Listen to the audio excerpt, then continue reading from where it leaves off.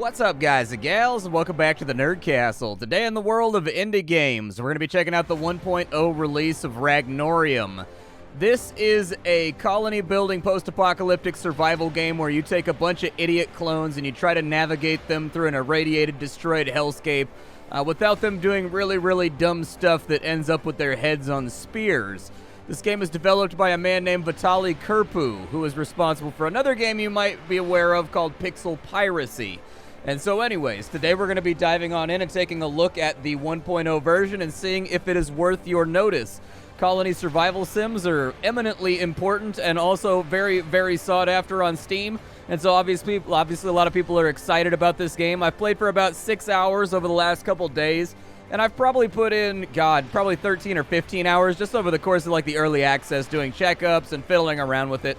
And so anyways, I've got a pretty good idea of what my commentary is going to look like once we get to the end of the video and I do the 1.0 roundup where we talk about the things that I like and don't like.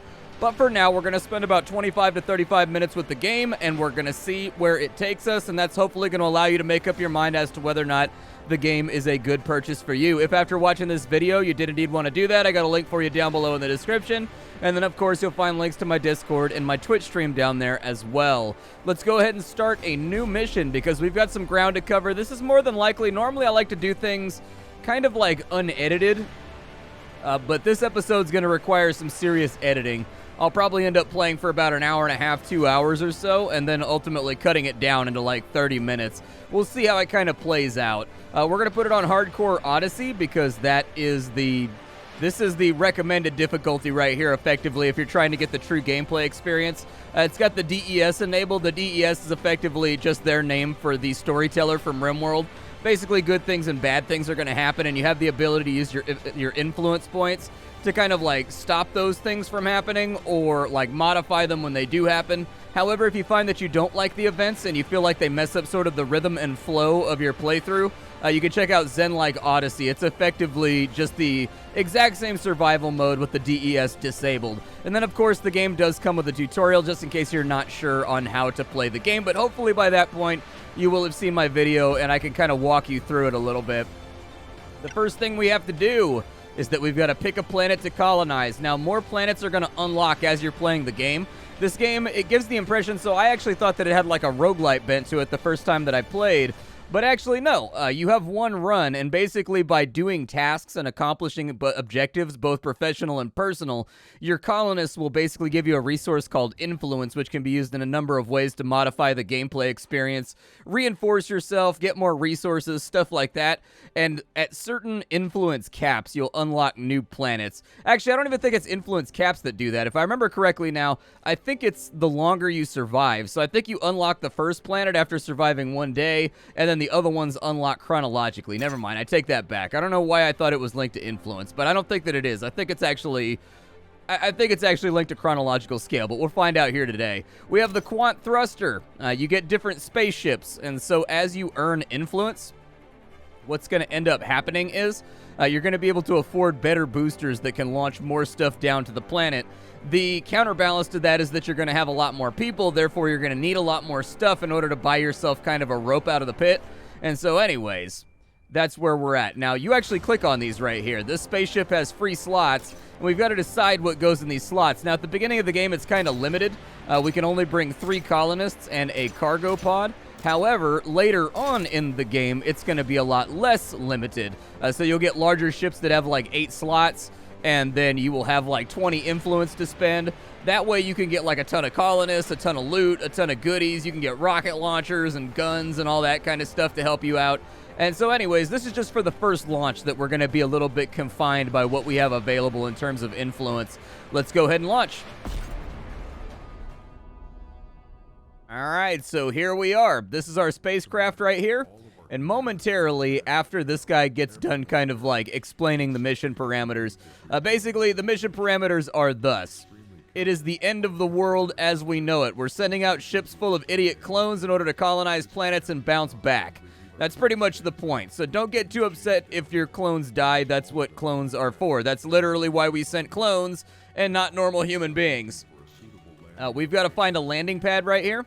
And so we can actually take a look around. There we go. It finally unlocked the controls. So we can take a look around and look for kind of like resources and things of that nature. There's no guarantee that we're going to find anything that we actually want. I think that we've got a pretty good shot if we drop down in the middle of here. I think water may be a concern if we drop down there because we're going to need to find some blue squash in order to get our water going. However, thus far, there does not seem to be that much water around, and what water there is way off to that side. Not sure how I feel about that. I may let the ship coast for a little bit until I feel a little bit better about what we have available. Hey, I think we got something right there. So we got food and water right next to each other. I think if there's a bunch of trees when we get over here, that's going to be our living spot. I like that. That looks good. It looks like it's on a little bit of like a hogback right there in between the two mountains. And in fact, it does have a cliff on the backside, which is a little bit worrisome. But I think it'll be okay. Let's go ahead and launch for right there, I think. That is going to limit our ability to go down that way, but it looks to me as though we've got a lot of hillside out that way, so it'll probably be okay.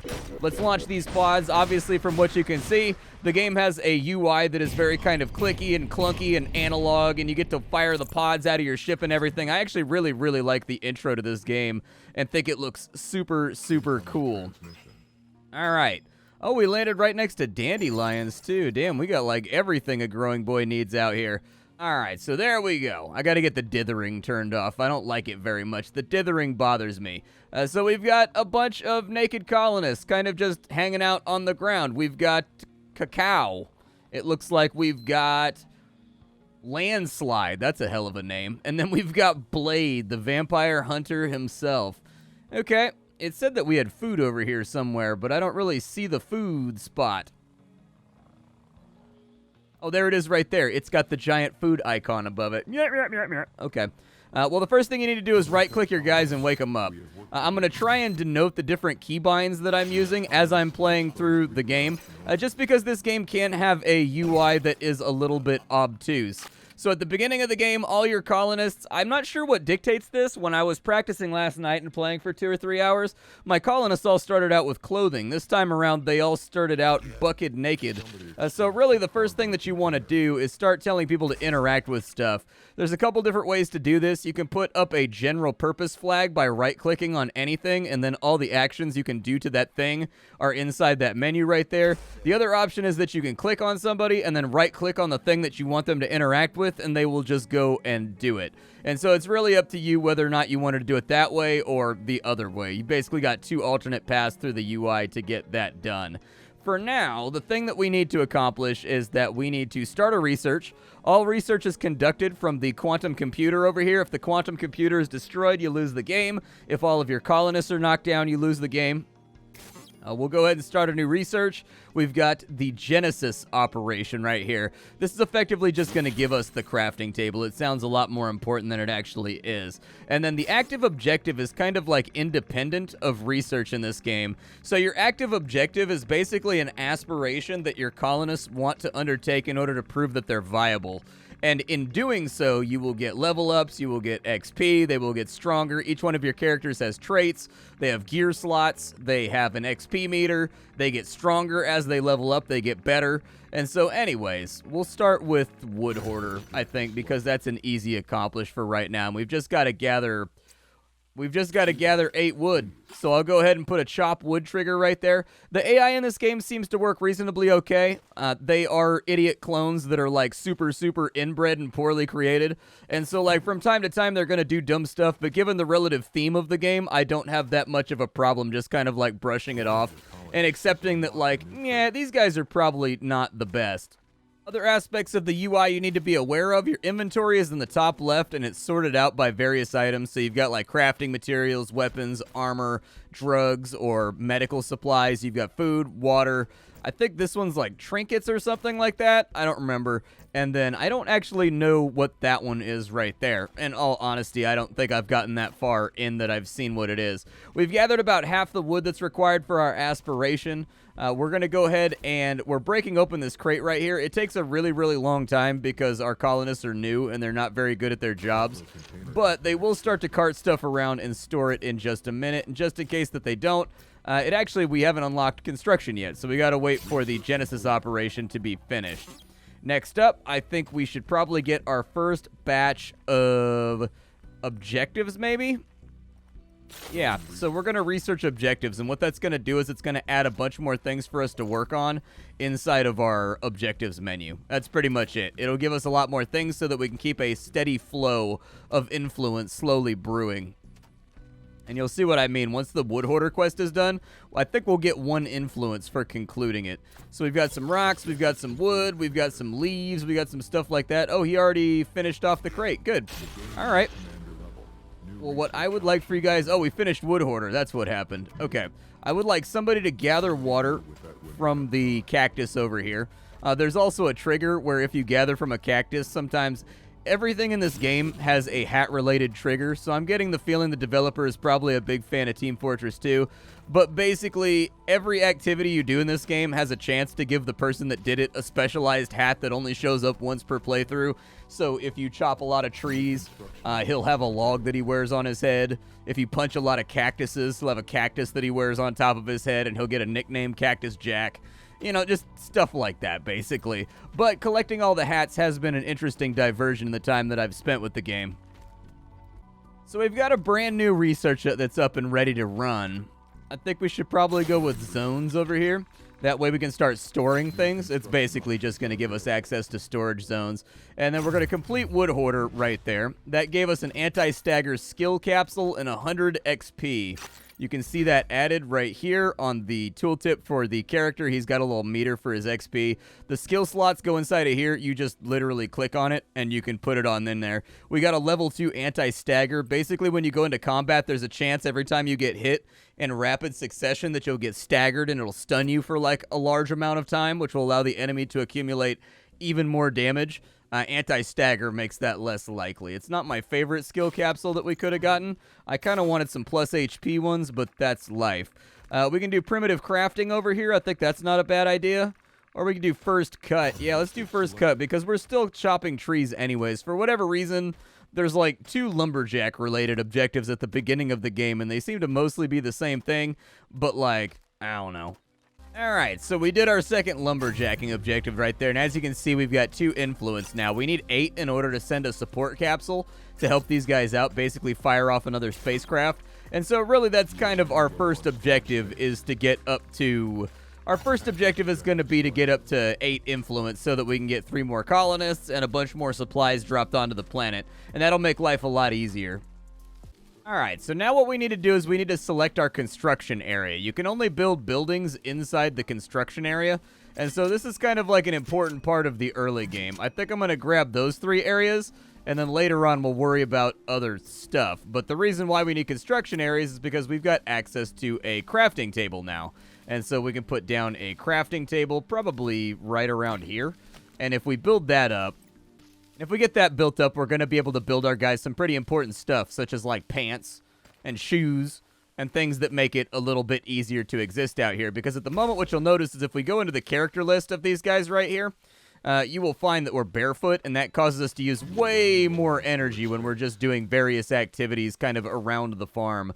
And so once we get our zones researched as well, I think we'll be in really good shape because then we can start storing up some of the items that we have laying around on the ground so that hopefully they don't go to waste or degrade or whatever else. I don't even know if they do that, but it will stop our base from looking like a cluttered, disgusting mess, which I think is also an additive benefit. So let's get a spot for resources.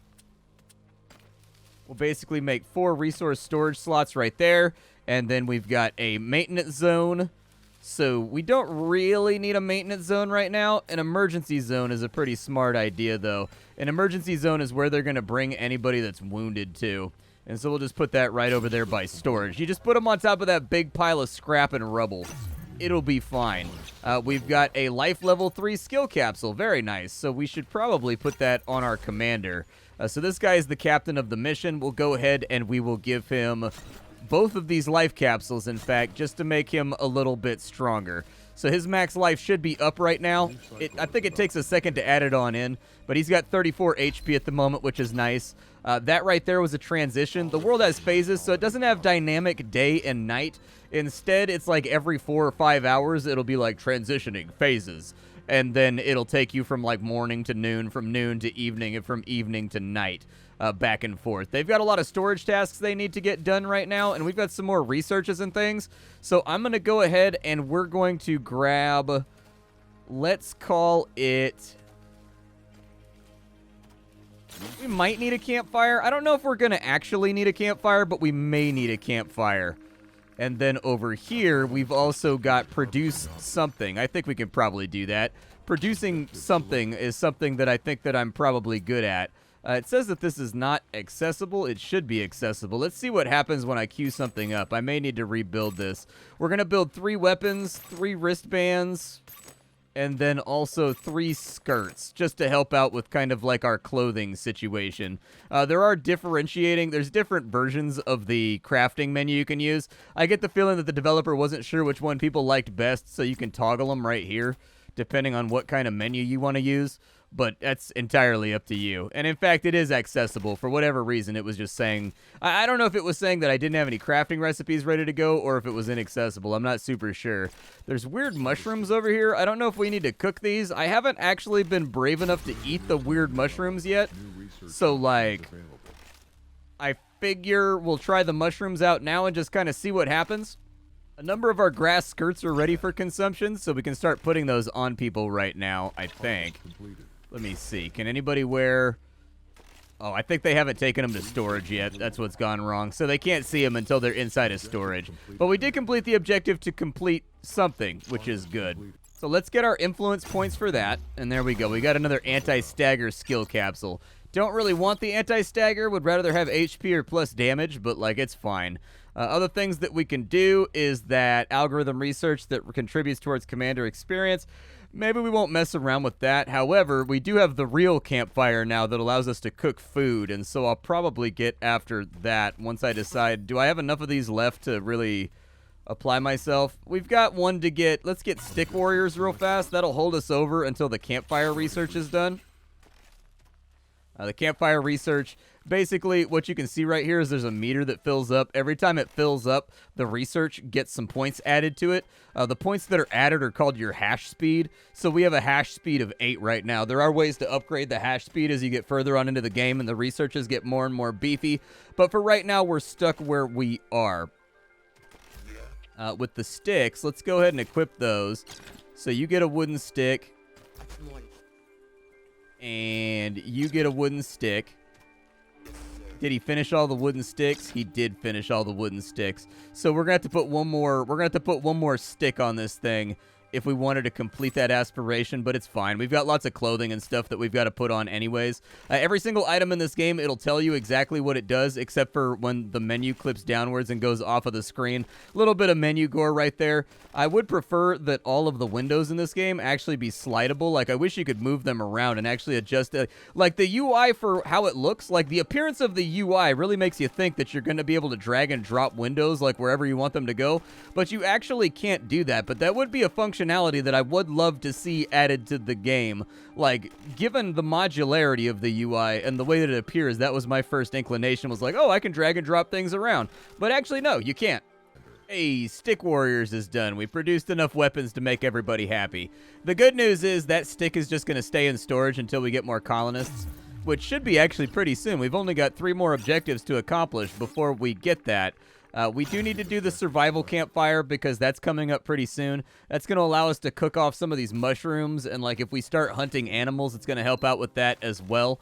We haven't really gone on any hunts so far, but hunting is a high priority activity. They go after it pretty quickly. I would recommend you not kill all the rabbits and stuff. Ew, gross. Okay, so we've got a couple of enemies down here. Watch out for these dudes. They're tough. They can definitely beat you up pretty good. There's a mouse over there. We've got some more water on that side, which is great. We've got a couple of slugs and hornets and things around. Not too many hostiles in the area, though. My last colony was completely surrounded on all sides by hostile bandits, and it really made life difficult because there are heroes and there are, like, elites and stuff that are out and about, and I didn't pick my last landing zone very well because I couldn't get to a lot of the resources just due to the sheer volume of enemies that were around, and ultimately, I had to make a desperate suicide charge and attack one of their camps in the hopes that it would basically create, like a green pathway through the enemy like an evacuation corridor so that I could get to resources, but unfortunately my military gambit failed. Ripperoonies. Oh yeah, and by the way, another feature that some people miss, there are different tabs on this crafting menu. We don't just have these 5 recipes. You can click on these little boxes up here and it takes you over to the next one. In all honesty, I would prefer that this be replaced right here, or at least they could leave this right here, but put a big white arrow on either side for going back and forth in between the pages. It'd be a little bit more obvious. I've seen a couple of reviews and whatnot with people being like, I didn't realize I could make shoes for 4 hours. And it's true. This is kind of like a tiny thing here that a lot of people are going to miss. And so anyways, just something to keep in mind. We've got some hand wraps over there. I think I already put the leaf wristband on people, though. I think, for the plus life. I don't know if hand slots and wrist slots are the same thing. Either way, we should definitely make some sandals, and we should definitely make some primitive wraps, just in case. You never know if they're going to be good. We are kind of rapidly going through our leaf supply right now, and in fact, we may run out. I don't see any more bushes in the area that we can kind of like ransack our way through either. There are some bushes kind of like way out there, but with the jobs that are further away from the center of your colony, I found that sometimes it can be a little bit like sketchy getting them to actually go take care of that. Alright, so our campfire research is done, and our guys are slowly starting to put on their skirts. That's a good thing because they take a mood hit for having their wieners exposed. They don't like being wieners to the breeze. And I'll be honest with you, that is kind of like a really, really exposing feeling. We can make a science table, we can get some more objectives. I think we should probably go for more objectives. Homeopathy is pretty easy to pick up as well. That's going to allow us to make bandages and things of that nature. Containers is also an easy gimme so that we can store wood and leaves a little bit easier without it taking up all of our storage slot. Let's actually go for... I think I would like to do the science table next, I think. So there we go. Our campfire is done, so we can actually deploy that. We'll go to the campfire menu real fast. Once again, this menu also has the little boxes at the top that allow you to go through. So if you've got full options right here, make sure you click on the extra pages to see something that may be hidden from you. I'm going to put the campfire pretty much like where... Oh, I can't put it right there? Okay. Obstruction by colonist. Gotcha. Well, maybe we'll put the campfire right there. The campfire is a nice utilitarian item. It gets cold at night. They go by it, and they will warm themselves by the campfire when they get cold. And then on top of that, you can cook food right here. But you do need to pay attention because campfire is a drain on your wood. And so if you don't have, like, a large amount of wood harvesting going on, you may get into trouble. We do need flint in order to start a fire. You can't get this objective until you actually build your first campfire. So go ahead and queue that up, and this is going to be our first introduction to away missions.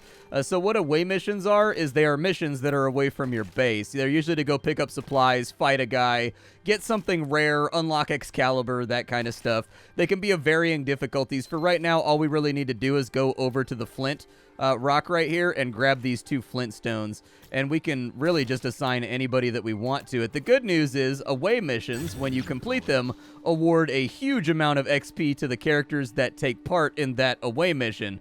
And so I tend to actually prioritize away missions kind of early, and what you'll see is they'll gather up and then they'll just head out on kind of like a little combat party, and they'll head over here and they will grab the stuff and then come back. Unfortunately, there is an enemy over here. I don't know how tough he is. He's only got 20 HP, so he shouldn't be too bad to take out. He did scuff up Blade pretty good, and so unfortunately, he's a little bit hurt right now. I think we do have some medical supplies. We have a stim pack, and we've got some happy pills. Okay, so we don't. I should have gone for homeopathy next. That way I could make leaf bandages so they could heal themselves. Alas. They're going to hang out on the capture point over here for a minute, and once it fills up, the mission will be accomplished, and this stuff will officially be able to be grabbed and stored, and we can bring it back to our base. We also gain access to mining the flint, just in case we end up needing it. We don't have a ton of objectives left that are immediately available to pump up our influence. Shrine of Fire is pretty easy because that teaches us how to make torches, and so...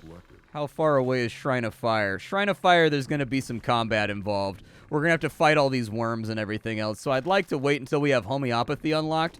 That way we can make ourselves some bandages and things to make life easier. We do have our sandals. I don't know if they're completely and totally done, but saving people the 35% energy drain feels handily worth it to me, so we're going to go ahead and get that because that's a big malice to take to just your day-to-day survival. It means your guys are sleeping like all the time when they've got that plus 35% stamina drain. Cacao is hungry. He's going to go ahead and head to the stockpile and just kind of take care of that, and I'm going to wait for some more researches to get done. The beginning of this game is pretty slow, in all honesty. Like, you shouldn't run into too many issues, and so I'm trying to, like, minimize that by going through and making sure that, you know, we're taking care of our home tasks. Oh, we got combat. A big giant worm's coming after us. Yeah, we're going to need a lot of healing items in order to get through this. We can skin that, though. We can skin it and we can eat it. And so, on the plus side, that did give us access to a food supply. And in fact, we may have a clear opening to go for that objective right now without triggering a bunch of enemies. So let me put Cacao, and we'll put the captain on this real quick. And we will send them over to go take care of that. They can just break off their tasks. Looks like we got another worm headed on in right now. Every single enemy has a very convenient kind of aggro radius that's pretty easy to notice. It's got like a red ring around it. It looks like actually Landslide may have to fight that worm. Oh, nope, that other worm came back too. Bummer. All right, well, you know, garn worms are just food to me. That's all they are. Look at that. That's a big old tasty hunk of meat. It's no different than crocodile, okay? If you can handle crocodile on the stomach, you can handle garn worm on the stomach. Mission objective is done, and so now we have access to torches. We can build those. We got an idea by going on over there. He is fighting the garn worm, and he is victorious in the slaying of the garn worm. We've got about probably 10 seconds left until we're done with that objective over there, but for right now, we can do a new launch. And I do suggest that we do that launch. Let's go ahead and get another ship kitted up, and as you get more and more influence, the ships that are readily available to you are going to get larger, and they are going to get much more storage spacey. So as you have it, we have the Mark II Quant. As you can see, it's much larger than the previous Quant, but this time around we have 8 influence. You can, I think, save up the influence to get a better launch. I'm going to take, like, 2 more colonists. And then I'm going to get, I think, a water tank. I think I'm going to get a basic cargo and a basic cargo, I think. We don't need to order a nuke just yet. I don't think that's necessary. The other option is we can get a prototype clone. The prototype clones are, like, they come in groups of 4, basically. So you get 4 prototype clones. But when they take fatal damage, they die rather than go down where they can be healed. And so it's really up to you. If you need a bunch of mooks for basically like a throwaway combat mission to soak damage, the prototype colonists are pretty good for that. If you're looking for like long-term colonists that are going to be around for like a long time, maybe not so much. We'll just throw another basic cargo on there and then we'll launch. And now I just got to wait for the ship to get back over the area. I don't know if it's going to come in close to where we initially landed. But this is going to increase our work productivity by a considerable factor. There we go. There's our craft. We got to find where we landed, though. I don't know exactly where our colony is at. It might be behind us. It is indeed behind us. Okay. That's good that I caught that, though. Go ahead and launch. That's why I wanted to get the campfire up before we got our influence there. Having the campfire up before you get your influence up is a good idea because the campfire acts as like a beacon, basically, so that you can see a little bit better when you're dropping new guys in. So we've got new guys. We've got Husk and we've got Lovey Love. You have colonists with exposed reproduction organs. Yeah, I know. I have colonists with exposed reproductive organs. I'm aware. Let's go ahead and we'll get them outfitted real fast with just like the basics, so that they're not draining a whole bunch of resources. We are a little bit low on leaves, and so I may tell them to go shake the tree and just see if we can get leaves. Oh, you have a 2% chance of getting a squirrel, too. Yeah, that'll be nice. Okay, yeah, go shake some trees then. Shake them trees. Said shake them trees. Let me see you show your grill. All right, so we also need to get these cargo pods cracked open. We've got the water tank, and didn't we get 2 cargo pods? I think we did. There it is right there. It landed behind the tree on that side. So our workforce has grown. Our colony has gotten a little bit stronger. We have no active research running right now. I would suggest that we go for the next, let's go for homeopathy, because we got a lot of people that need to be healed. And then after we do homeopathy, we'll get into the new objectives. That way we've got something to aspire to. I will take rabbit hunting for right now, even though I don't think that there's very many rabbits around. It's mostly garnworms in this area. But I think I saw like some bunnies hopping around out here somewhere. There's a mouse. Another garnworm, bunch of enemies. Be careful when you send your guys on away missions that are really, really far away. Like, we've got rabbits over here. If you go to get those rabbits that are way over there, they're going to run from you. You got to chase them for a while. And when you chase them, you can end up in locations you didn't intend to end up in, and you can end up embroiled in combats that you didn't expect to be embroiled in as well. So in the case of over here, like, there's an elite guy over here with 301 health and, like, a super badass weapon. And so we'll want to take that, we'll want to be careful about that. Now, the other thing is, if you cancel an objective, you lose a ton of happiness colony-wide. And so you really only want to take objectives kind of like each in their order, otherwise bad things can happen. We do have raw alien meat to be processed. I would recommend doing that, just in the off chance. We've got 10 apples. Okay. And then each of these containers are going to have a bunch more food, too. So I think that should keep us strapped up and into the future for, like, anything that we might need. How are we doing on leaves? We got 3 leaves right there. Good. I just need them to supply enough leaves for us to make more clothing and shoes for everybody. And then we don't really have to worry about it too much. I think we have 1 extra stick as well. And so I'll probably go weapon slot right there. Primitive wraps. I don't know if everybody has their gloves on. But the original colonists, I think, should all have gloves and things. Oh, another garnworm, huh? Okay. There we go. We'll put the primitive wraps on him. We'll skin that guy right there.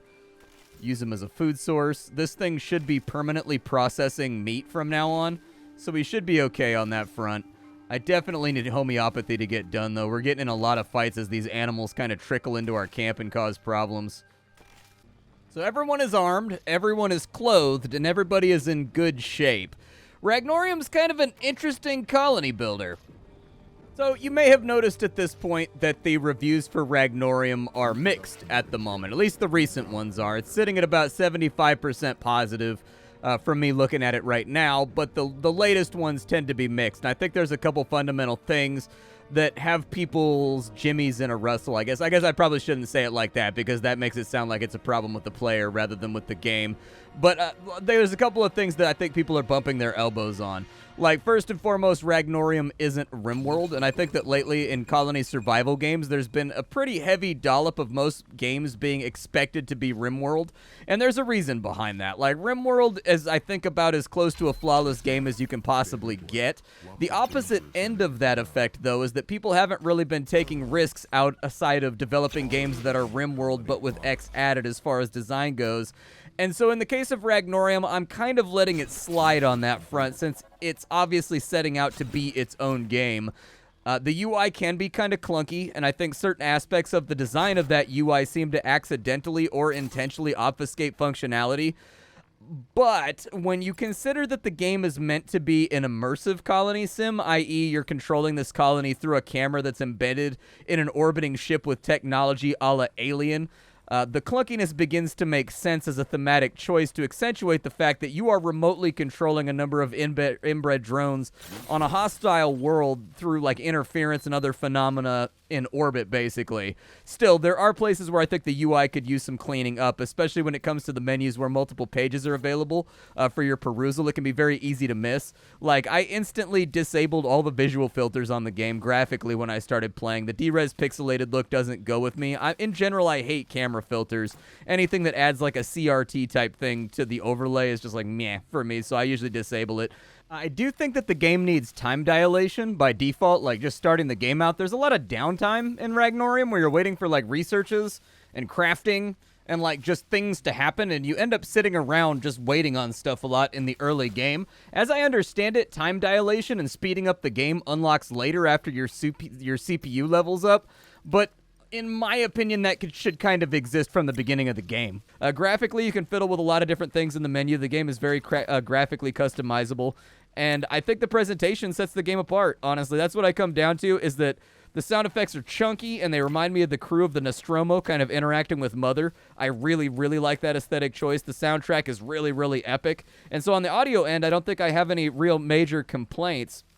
Like, I think really with Ragnorium, you'll have the best time if you go in purposely avoiding comparing it to RimWorld, and I know that's a really difficult thing to do when RimWorld is kind of the elephant in the colony survival room, but Ragnorium is meant to be a slower, more iterative type of game that's hoping you'll sink in and get immersed. Whether it pulls it off, I think, is largely going to come down to the type of player that is consuming the product. Like, some people just don't seem to click with certain types of immersion, and some do, and I think that slowness will definitely bother people, but for me, I found myself losing track of time while playing it. I kind of liked that it played a little bit slower, and it kind of had a little bit more step 1, step 2 facing kind of player interface. I didn't really struggle with the UI that much either. There were definitely things that I missed and that I think could have been more obvious, but largely my time with Ragnorium was bug-free. I had no crashes. I don't think I had any major glitches. I think I had one colonist get stuck one time on a job, but clicking on him and telling him to go do something else instantly fixed it. And so that's really kind of, I think, I think that's the sum totality of everything that went wrong right there. My name is Splattercat. I sift through the pile to find what's worthwhile in the world of indie games every single day so you don't have to. Today up on the chopping block, we had Ragnorium, which definitely feels like somebody's labor of love. It is a weird, odd mutant world game that I think some players are really going to click with, and I think other players are just going to bounce right off of, given the weirdness of, like, the entire game. I will see you all next time. Thank you for stopping on in, and that's about all I've got for you. Bye, everybody.